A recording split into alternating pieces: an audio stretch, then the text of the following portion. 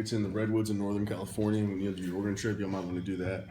But anyway, another mountain man had a knife made by this company, and in his broken English, almost illiterate writing and language, he wrote back, "I got attacked by a bear.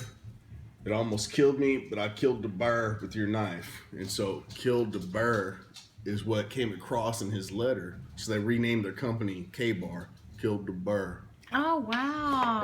But then in World War II, of course, the United States Marine Corps was tasked with fighting literally the most savage fighting force in history, the Japanese that were holding the islands of the Pacific Ocean. And so this is the fighting knife we got. And so it's a foot long. This is, I think, it's 7¼ inches, right? Of course, you wanted the serrated edge, not so much for killing, but for cutting rope and whatnot. This is a blood channel to let blood and tissue go past. These are also blood channels. You have the leather to hold onto, but you keep stabbing. So this, in my opinion, it's so well balanced. It has that incredible pommel where if you want to smash someone in the head, you have the incredible pommel. You have this to protect you. In my opinion, and I've been around hundreds, if not thousands, of knives, this is the best all-around knife in the world. Okay. That particular, like this, not this K-Bar. particular, this exact one, and you see it stamped USMC. This exact one, this exact size, because they make these with straight blades, they make them with Tonto, which is kind of angled. But this exact model of a K-Bar to me is the best all-around knife in the world. Okay. So, but this blade far too big for most states to say that it's legal to carry around, either concealed or unconcealed. All right. This one is the little baby version of it, right? Which in your hand feels almost better because it's so much smaller. You can cut, and you can see it's an exact replica, just a little bit smaller, right? But if you stick this into a human or an animal, it's going to do almost the same thing as this, right? But this is completely legal, at least in southern states, all right? Is this the no?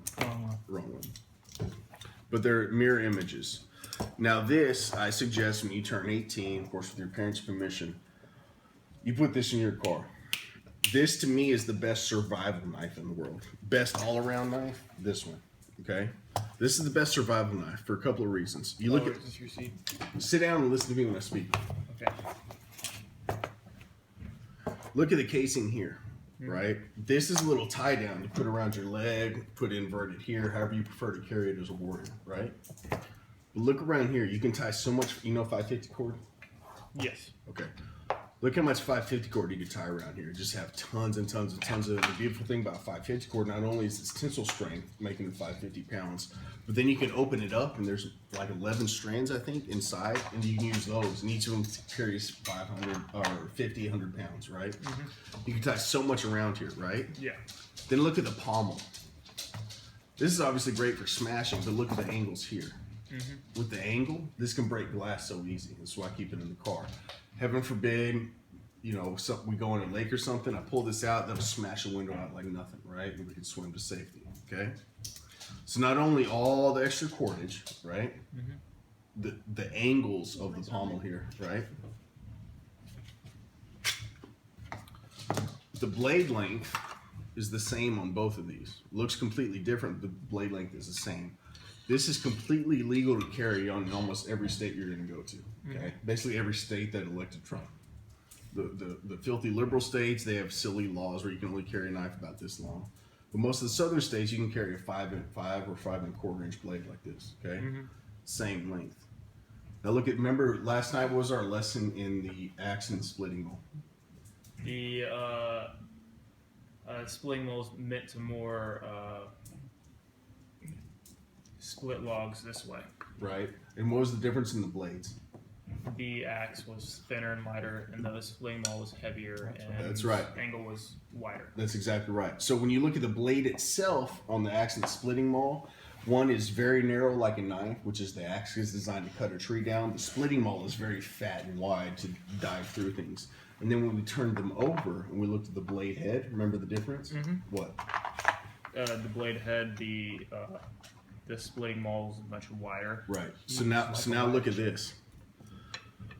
So look, and you can see the tang going all the way through. One solid piece. And it's all one thick ass piece of steel, right? You see how strong that is? So to me, this is the best all-around knife in the world, right? Mm-hmm. This is the best survival knife. The pommel's different here, but it can split windows or anything. You put that on a window, it's going to crack because it comes to a point. Put that on a window, you're going to have to put some effort in and probably cut your skin on it, right? Mm-hmm. This just punctures. Now this, look how fat that blade head is, right? So you could put that into a tree and then grab a piece of wood and just tonk, tonk, tonk. And this is, because this is so fat and thick here, it's going to start cutting through the tree, right? Mm-hmm. And let alone look how fat that blade is. Imagine putting that into something. Maybe you tie it around a tree with a 550 cord that's around your sheath, turn it into a spear.